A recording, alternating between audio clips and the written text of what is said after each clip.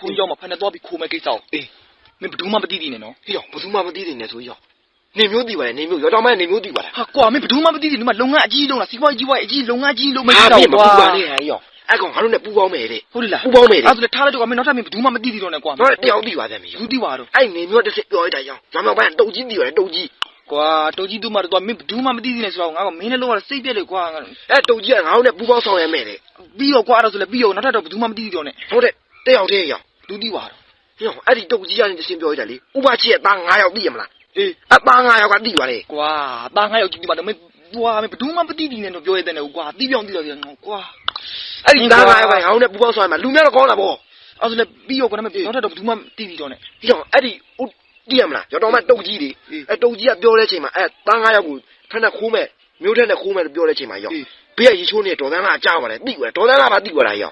ဒေါ်သန်းလာပါသိပါတယ်ဘယ်လိုလုပ်ရတော့မှတော့သွားပြီပေါ့ကွာမင်းလည်းမိပြီပေါ့ငါတို့မမီဒေါ်သန်းလာရဒိုးနဲ့ပူပေါင်းပါတယ်ဟုတ်တယ်လားအေးအဲ့ဆိုမဆိုးပါဘူးကောင်းပါလေရမယ်လူများတော့ပိုကောင်းတယ်နောက်တော့ဘယ်သူမှမသိသေးတော့နဲ့အေးဒါအဲ့ဒေါ်သန်းလာရသိပြန်ပြီးတော့ရောရွာတဲ့ညနေတော့ရံဖြစ်တာလေအေးရံဖြစ်တော့ရောသူကပြောတာရောငါ့ကိုလည်းချမ်းသာတော့မှာပါတိုရေးတဲ့မျိုးထက်နဲ့တဲ့ဥပုံနေကြဖက်နဲ့ခိုးလိုက်ပါတယ်အဲ့လိုပြောလိုက်တာရောတရားလုံးသိပါပြီတရားလုံးသိတော့ဘယ်လိုလုပ်မှာ